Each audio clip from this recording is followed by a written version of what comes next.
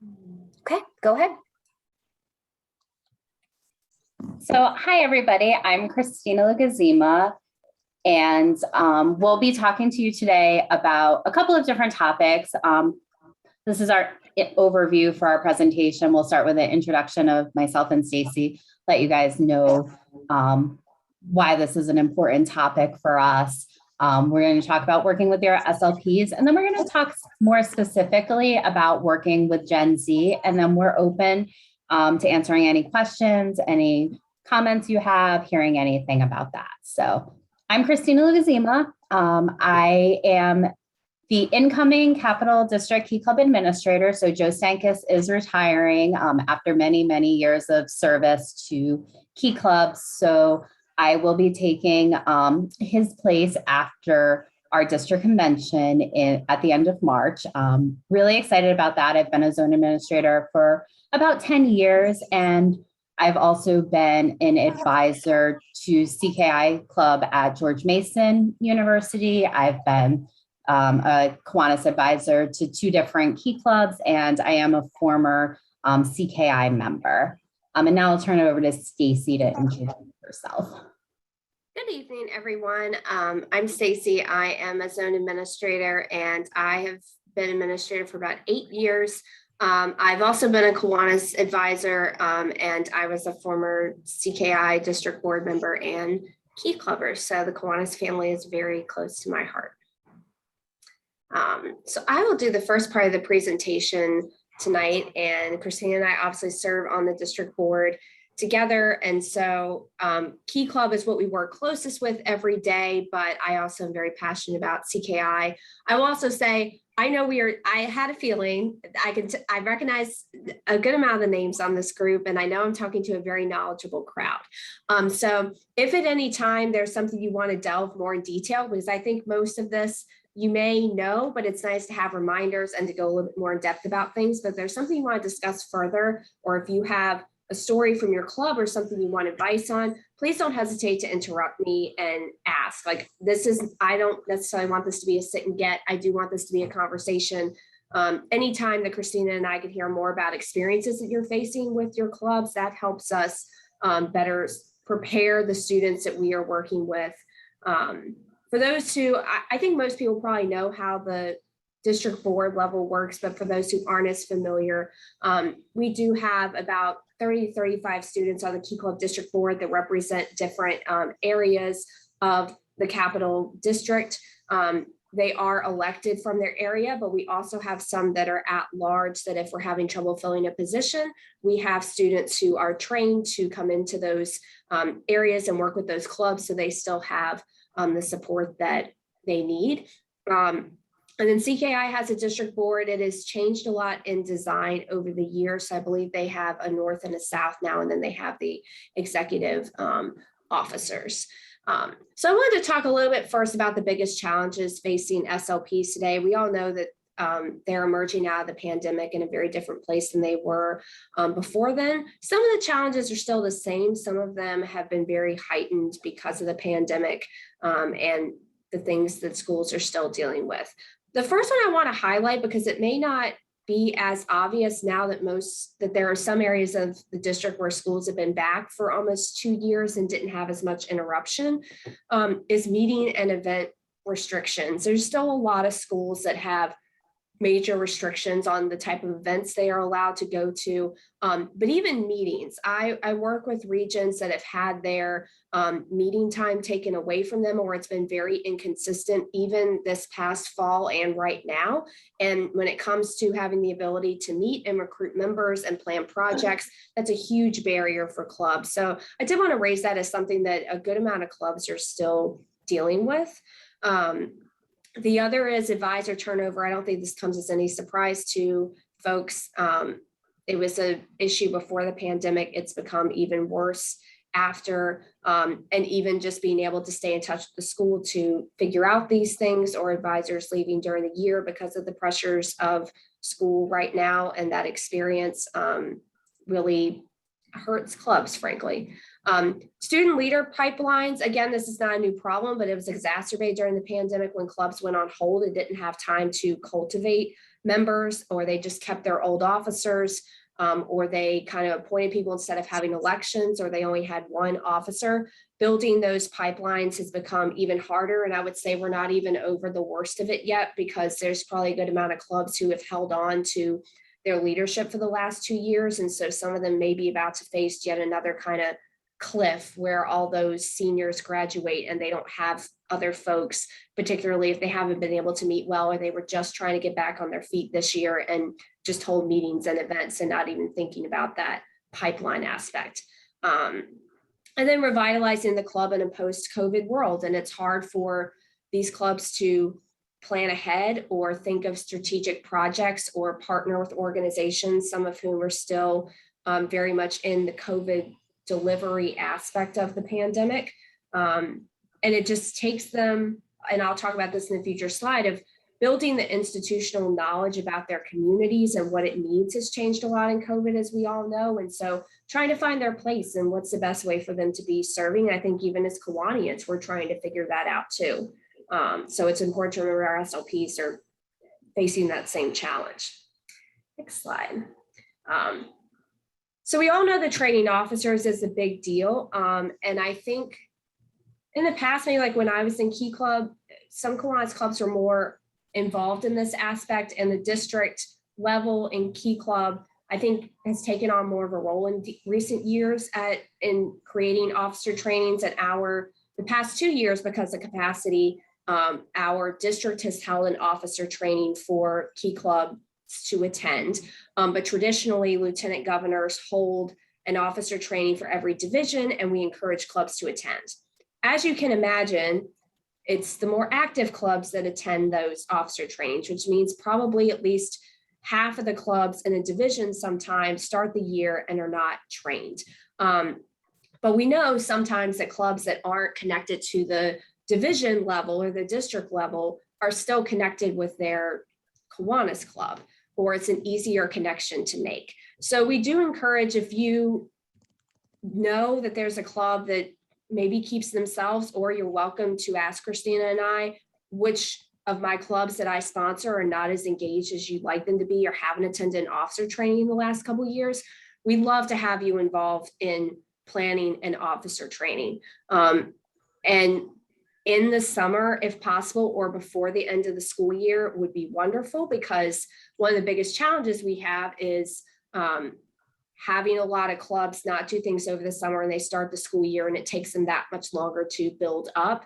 And it's been a big challenge in membership the last couple of years, particularly with the COVID recovery. So trying to reestablish those routines of starting before the end of the year with planning and holding elections and building up those skills, you all can be a great partner in that.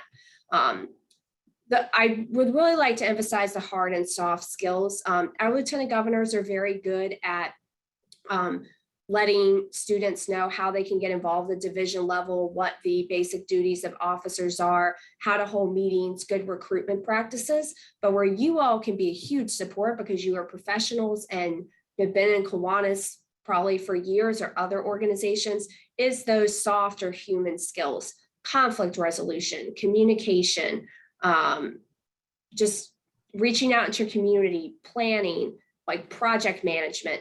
Those sorts of things, because students don't have as much experience with those, it's hard. They can, but it's harder for them to feel comfortable talking about those skills.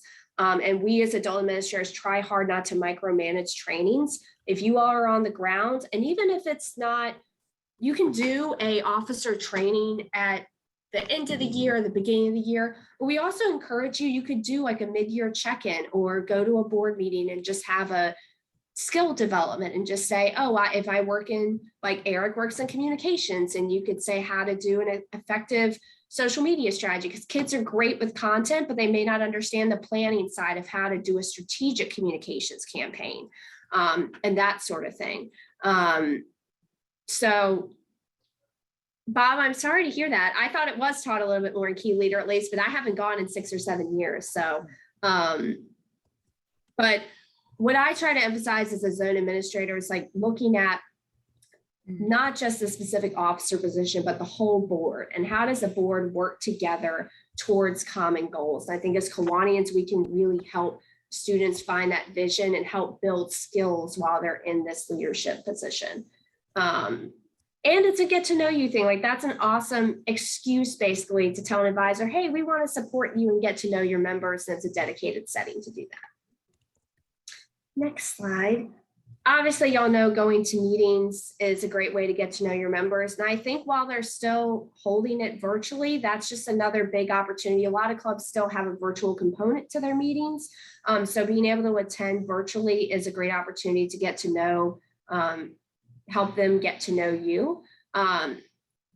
I would also encourage you to try to attend board meetings, because I know sometimes it can be awkward to go into like a big club meeting, especially if it's a larger club. But if it's a board, that can allow you to kind of explain, here's what we do in Kiwanis, here's my role as like a Kiwanis advisor, and help you get to know the students on a more personal level that then you could build up and say, hey, I'd like to present about at a club meeting about Kiwanis, or I want to present about my job at a future event, or I'd like to propose a project. So I always like to suggest a board meeting as a way to start. And Kiwanis advisor, it's easy, but bringing your club president or those sorts of things to come attend helps with the more intentional relationship building versus the showing up, check a box type aspect. Next slide. You all know all these things about coming to events, and we had this slide in part because of one of the challenges I mentioned, and I apologize, there's lots of sirens in the background. I'm at my office actually, or by a big highway, but students are having a very big challenge in being able to plan their own service events for a variety of reasons. Many clubs are still doing the smaller, making dog toys with t-shirts or in-house service projects. And they either don't have the permission to do it, or they don't have the knowledge of their community, which is my last bullet point. I think it's sometimes assumed that because students are around teachers and adults, or they're in a community service organization, that they know about the community around them. I have found that in the vast majority of cases, they do not. And advisors, they're so overwhelmed that they get the requests that come in, and those are the projects that they take. And so I think Kiwanis can be a huge opportunity. You all are in your community all the time. And I think going to a board meeting, especially at the beginning of the year, and saying, hey, like, this is kind of the top 5 most urgent needs in our community. These are some of the community service organizations that are out there, to help them think about, okay, what are we most passionate about as a board, that we don't just take the opportunities that come to us, but we can really go out there and partner with an organization and have a meaningful, years long, maybe work that they build up to, that maybe they start out small and build up. One of the things I've done as a zone administrator is, for each lieutenant governor, I've put together a list, and actually probably time for me to update, but a list of all the service organizations that are in their division, so they can share that with their clubs. That's a great thing for a Kiwanis club to do, is just to put together a contact list of emails and service organizations and a little description of what they do, so that each board has like a ready-made list of contacts that they can think about who they want to be reaching out to. So I think this slide is just about being a little more intentional in how you can support them beyond just doing the events together. But I will say, any time that you can invite SLPs to an event. Does anybody have a project that they do with their SLPs right now that they really enjoy doing? And feel free to just come off mute or put it in the chat. I know it's been harder, so if it's pre-pandemic, that's fine too. Well, I know one of my biggest issues was I contacted the high school about our key club, and they straight up told me they're not doing anything. Please re-engage in August. And so we've had 0 engagement, and throughout the entire, so basically it's going to be 3 years before we're allowed to even engage with them. It is, yeah, and I definitely have clubs like that, and I'm so glad. That's going to be, I think it might be my next slide. One of the best things that you all can do is just staying in touch with the school, because as long as there's a connection, then, and the administration knows at least that you're paying attention and you care about it, that's half the battle sometimes to keeping an advisor or helping them care enough to find a new advisor for a club. But and I think it's that's just another reminder that we are nowhere near close to like being done with this in terms of recovery for clubs. But I did Okay, have well, a I cut you off. school that contacted me, and so it looks like we're going to start up a second Key Club. Awesome. So That's I great. was happy about that. And what area are you in? Virginia Beach.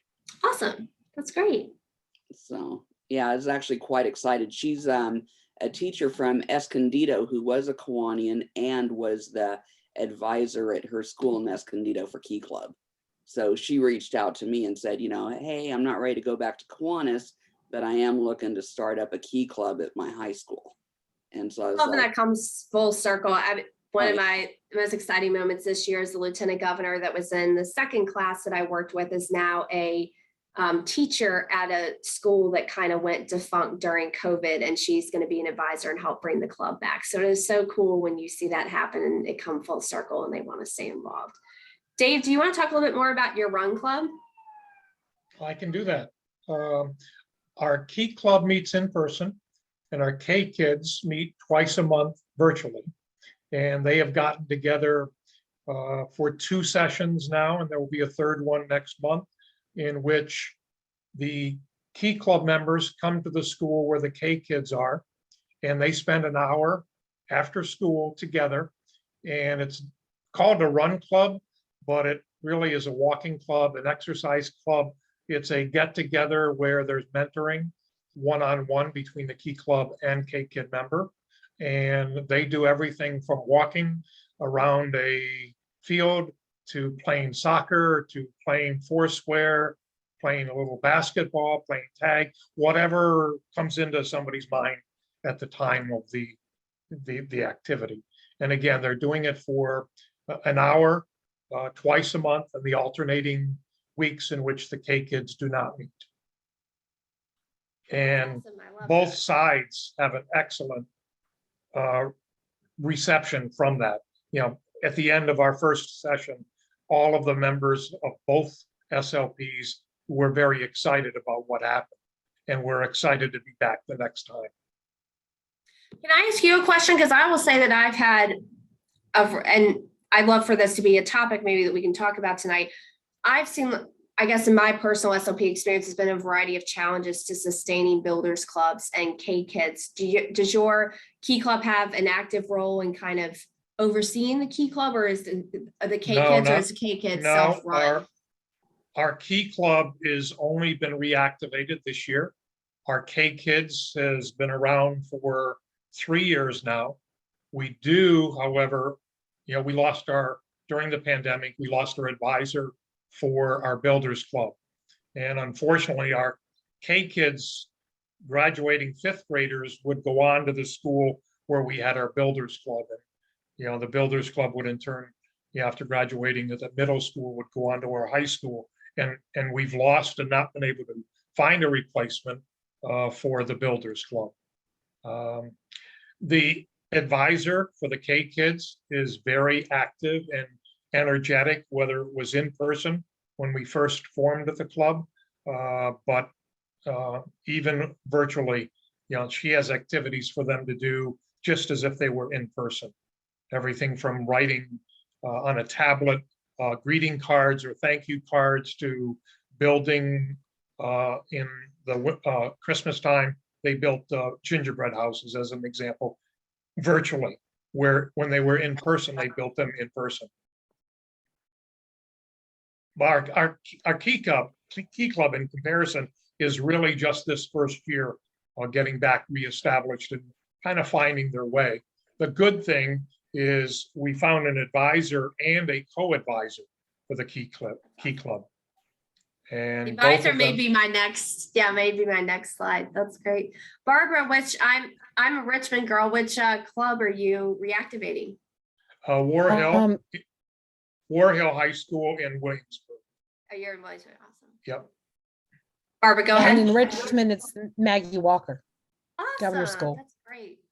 Yeah, we're really excited that a student just emailed us, and it was we're working on it now. So hope to get that active at least next year. Very good. All right. Any other examples or things to share? Dave, you had a great segue because I mentioned mentorships. Krista, you bring up a great point. Yeah, the fundraising side of things, or even just having money left over from dues, is a big challenge. And one thing I do want to raise, and there's some areas of the district where this is a greater problem than others, is something for Kiwanis clubs to consider, and we as a district are considering it, is how do we help students who have barriers to paying dues to being in a club? Because there are areas there's a lot of economically disadvantaged families, and paying club dues is not something that's on the list to do, and they miss out on a lot of opportunities, and they may not feel comfortable telling somebody that they can't afford to have club dues. So how can a club have something ready-made that it makes it comfortable for somebody to be able to afford to pay dues? Is definitely something that we are thinking about. So I love that you all are doing that. Yeah, we one had. club. Oh, sorry. Well, go Oh, ahead. go ahead. Oh, Go ahead.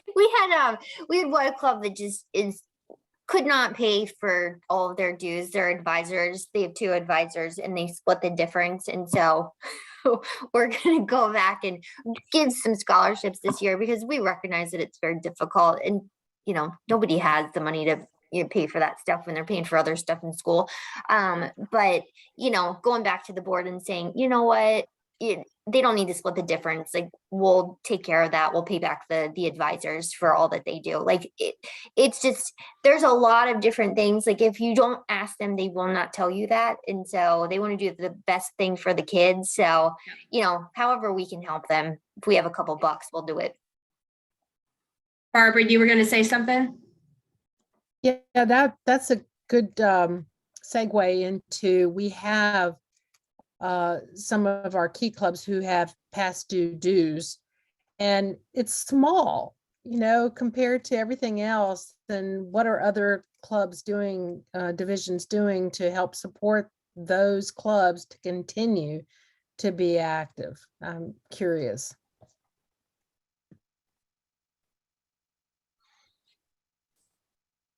Did anybody have anything they wanted to share on that front?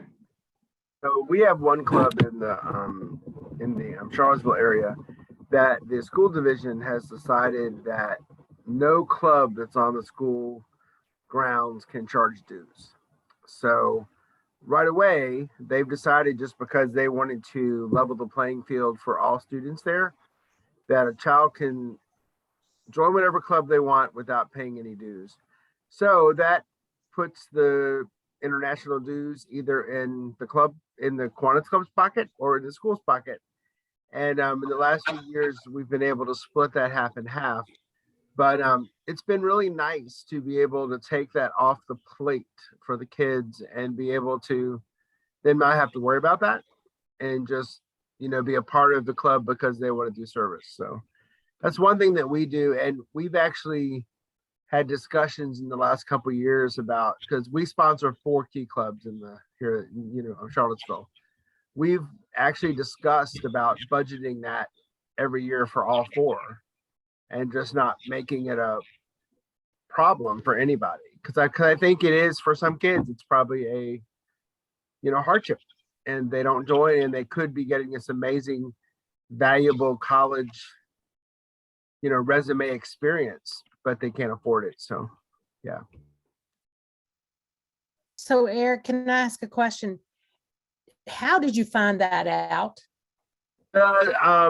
We, about 3 years ago, we had noticed there was a past due balance on the dashboard for them. Yeah.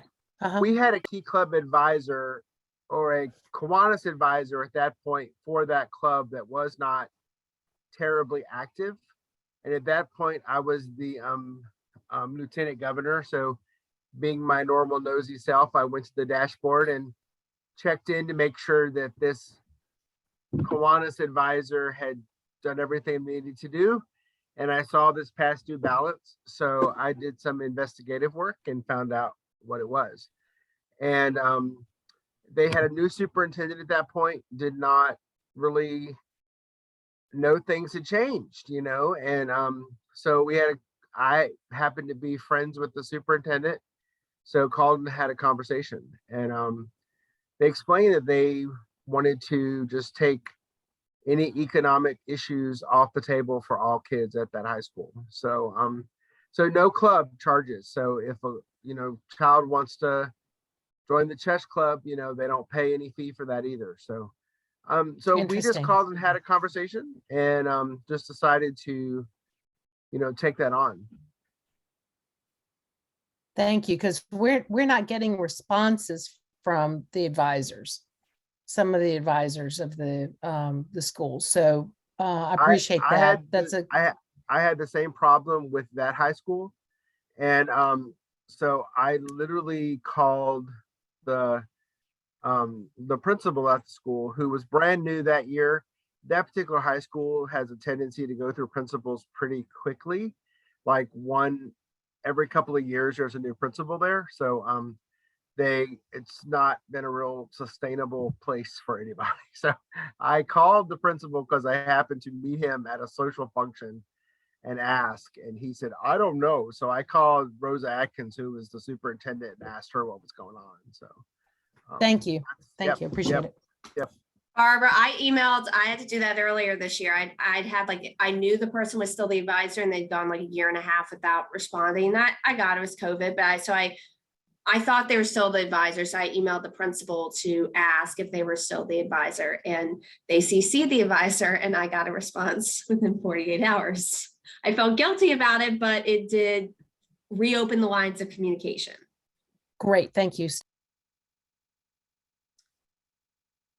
All right. Well, I want to wrap up my section, so I give Christina some time. You all highlighted several things on the advisor front that I had in another slide, and the mentorship front.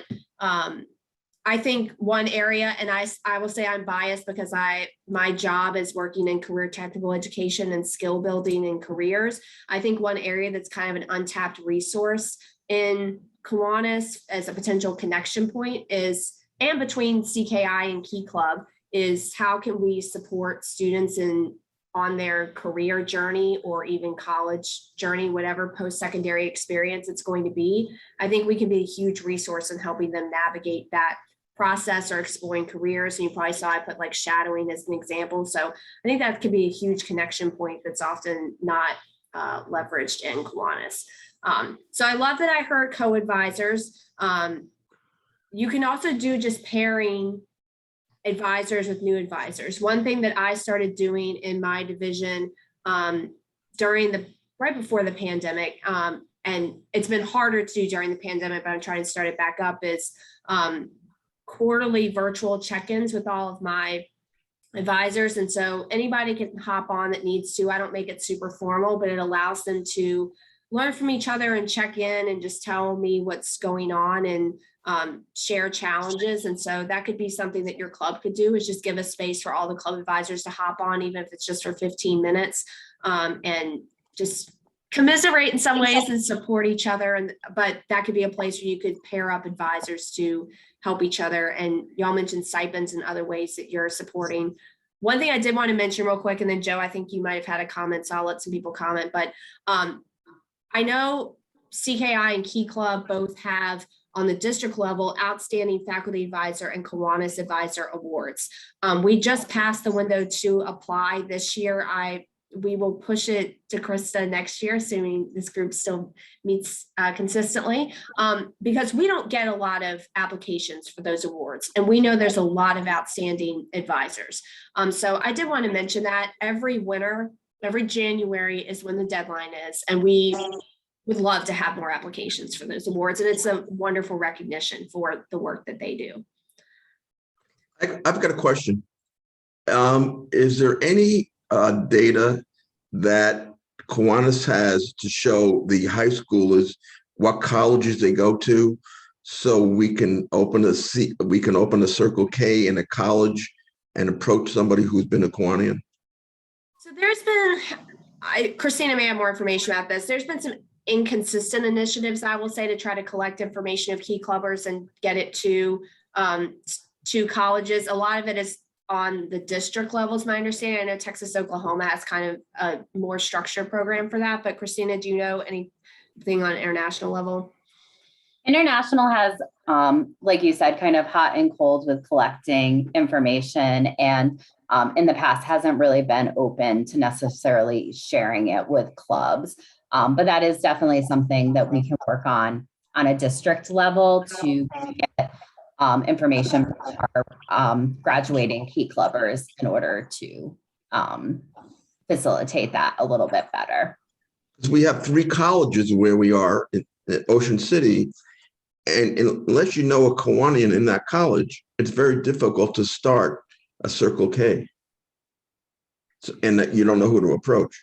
Yeah, definitely. Yeah. Clubs that are spearheaded by students are always the most likely to actually get off the ground and have buy-in. Bob, it looks like you have your hand raised. Do you have something? Yes, I wanted to just pass along an experience we had. A number of years ago, she'd been a club president, a lieutenant governor, and she was going off to college. And what we did back when we were giving scholarships is we'd give them a letter with the scholarship that says, oh, well, your school has a key club, has a Circle K. In this particular case, it had none. She went, started it. She was a real go-getter. So she went and she actually started the club in up in New Jersey. I provided her the information of the nearby Kiwanis clubs and talked and emailed them to try to get them to talk to each other. So if nothing else, just encourage the students that, hey, if there isn't one, consider starting one. Talk to me. I'll try and put you in touch with people, you know, me being you, and using that as a way to just have it, you know, start from the ground up. Yeah, definitely. Most of our CKI clubs are started by former key clubbers because they had such a great key club experience. Okay, so I think we'll probably move on. I know we'll go through these kind of quickly, but we're going to just move on to kind of talking about Gen Z. So that is, you know, the second part of the presentation that we want to discuss because that is who our SLP members are now, right? These dates change by who's asking, but it's generally people born between 1995 and 2015. And it pretty much encompasses our K-Kids, Builders Club, Key Club, CKI members. And this generation, they don't know a world that didn't have cell phones, that didn't have the internet, that 9/11 didn't happen. And something that's really become apparent is that the way we worked with our students 10 years ago isn't the same way that we're going to be able to work with our students today. So I love word bubbles, word clouds. This is a Gen Z world cloud. So I'm just going to go over some fast facts and characteristics of Gen Z. One of the things is that they are the most ethnically diverse generation within the United States. It's the first generation to cross the threshold of less than 50% identifying as white. Gen Z is also the generation that's most likely to have an immigrant parent. Gen Z is also incredibly open-minded. They're more gender fluid, and 1 in 5 members of Gen Z identify as LGBTQ. They're also more likely to know someone who uses gender neutral pronouns, with 35% of Gen Z as compared to only 25% of millennials. And they're really passionate about the causes that they are interested in. So 7 out of 10 Gen Zers say it's important to them to defend causes related to identity. So they're much more interested than previous generations have been in human rights and matters relating to race and ethnicity, in LGBTQ issues, in feminism. They also dream big. They have a renewed interest in the American dream, but their American dream emphasizes freedom and the opportunity to build one's own life on one's own terms. They also, unlike some of our immediate past generations, they believe that good work ethic will take them places, that 81% think if they work hard, they will succeed in life. And they also strongly believe in education. They're loyal to brands and programs that they trust, but they also expect that these brands stand up for the values that they believe in, and they really respect brands that reflect their social issues. And activists. So Gen Z has a passion for social change. They're organizing. They feel concern over climate change, school violence, race relations, and they're willing to speak up for causes that they believe in. So what does that mean as we interact with our SLPs? It means that we need to adapt as we work with them. So one big example that I can think of is communication. When I was doing a lot of this research on Gen Z, basically Gen Z does not like email. If it's not instantaneous, they don't really like it. Most of us utilize email as our primary communication method. So that means that we need to adapt a little bit. What it doesn't mean is to call them, because if there's something that they don't like more than email, it's getting a phone call. So we need to be able to use text messages, social media, apps such as GroupMe, which can send a message to a group but it shows up like a text message. We need to try to adapt and utilize these new forms of communication. Gen Z also has about an 8-second attention span. That means we need to communicate in short but concise chunks. We can't bury a message down a 5-paragraph flyer. We can't train them using large chunks of lectures. We need to engage them in a variety of different matters. And most importantly, I think for us as Kiwanians is that we need to show them why Key Club and Kiwanis matter, why they do great work, why Key Club and Kiwanis and Circle K and Builders Club and K Kids are changing the world for the better. We need to be vocal about important causes. And we also need to be genuine in these vocalizations. So Gen Z is going to be able to see right through any pandering of a group. They want to see genuine action and genuine thoughts. And I have a couple more slides, but we'll kind of just go through them really quickly. I mean, this is the first students to be born in a world with smartphones. One of the things I've also seen is that even though they have a lot of access to technology, we often expect that they know everything about technology, and that is not the case. And these are kind of some of the root of Gen Z's behavior. But the next thing I really want to talk about is mental health.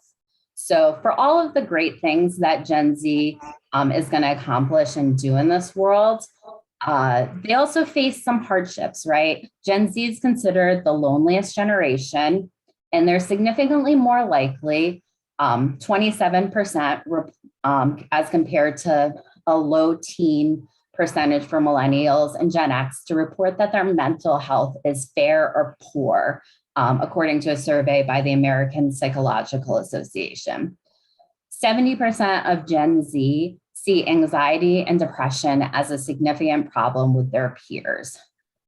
Suicide rates in females aged 10 to 14 has increased 150% in the last 10 years, and non-fatal self-harm has tripled in this group since 2009.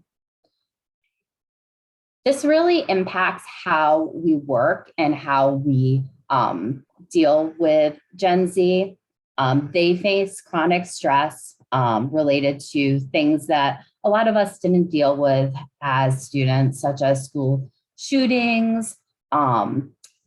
Student debt is a huge thing, joblessness. Technology plays a role. They're hyper connected, but that also helps them feel intense feelings of isolation. I mean, we've all heard about FOMO, fear of missing out. That's really something that impacts them a lot. And they also feel shame if they fall short of what they think a social media worthy lifestyle is. When you look at your Instagram feed, you see a very curated experience. And when you see that day in and day out, that can be harmful. So the upside of this is that our younger generation is receiving therapy and treatment at a higher percentage wise than other generations. And I would also say that anecdotally, I've noticed a marked increase in awareness and vocalization of mental health issues amongst the students that I work with, as well as a lack of stigmatization of those who have vocalized mental health issues. So it's really important that we understand in Kiwanis what our roles are. Most of us are not trained mental health professionals, and we shouldn't act like that. We can be mentors. We can be an outlet for them. We can be supportive. It is important that we set boundaries.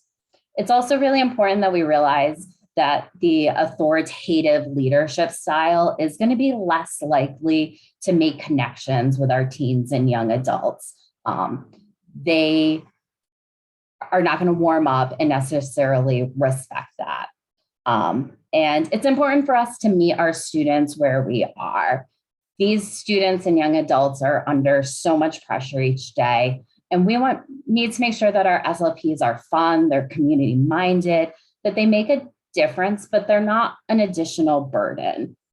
We want to make sure we're an advisor and an advocate for every student, not just the ones who perform how we expect.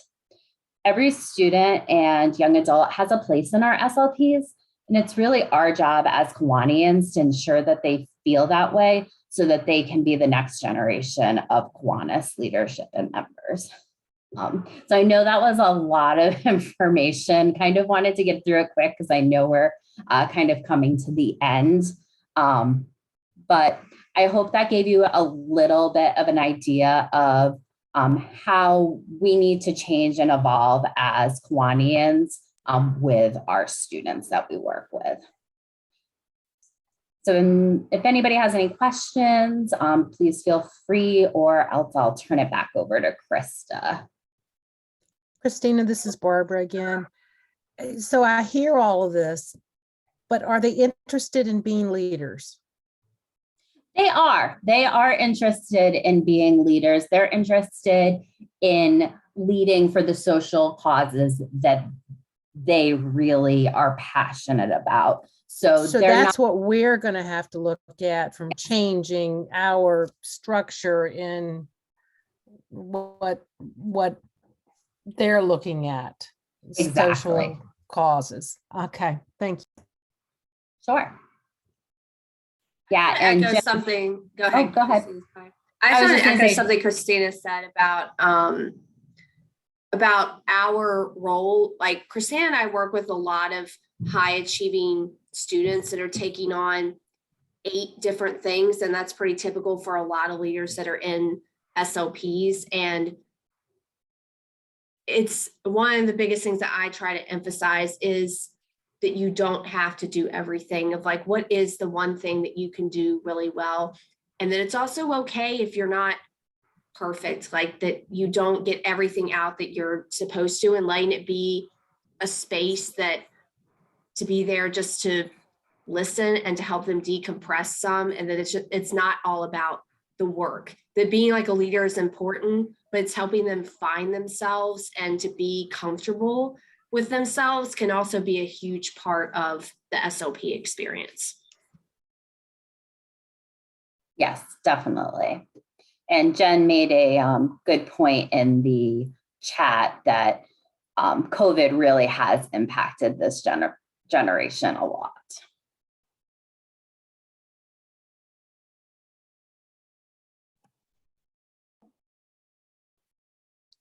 All right. Yes. Any more questions? All right. Well, everybody give Christina and Stacy a hand. That was really good. You guys did a great job. Oh, let me stop.